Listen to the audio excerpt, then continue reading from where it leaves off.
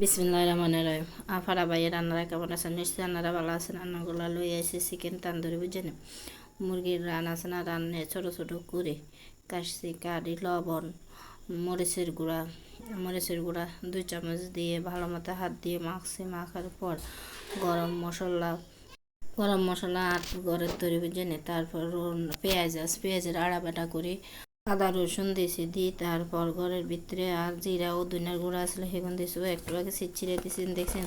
2 চামচ soya sauce, কালা সসের নাম আছে সয়া সস বুঝছেন। তারপর বেসন আছে না, বেসনের দিয়ে ভালো মতো হাতে মাখি কালার ফুড মানে এটা এক জাতীয় ভেজিটেবল ফুড, এগুলো থেকে দিলে কোনো কিছু ক্ষতি হয় না। তারপর আরও আগে সকালবেলা আমি উঠি কী করছি, শর্মার খামিরটা করে রাখছি। খামিরটা করছি কীভাবে আপনাদেরও বলে দিই।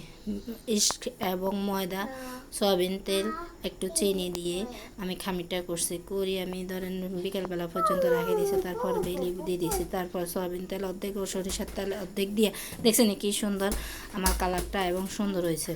তারপর এক এক করে বাজি নিছি, একদম ভালো মতো ভাজি, কি সুন্দর কালার হয়ে গেছে।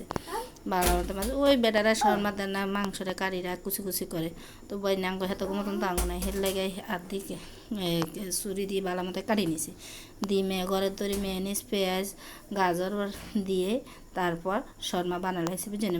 খাইতে ইয়ামিও টেস্টি হয়েছে বুঝছেন। আপনারা খাইবেন চাইবেন আর বানাই খাইবেন, আর আমার পাশে থাকবেন, আমার বেশি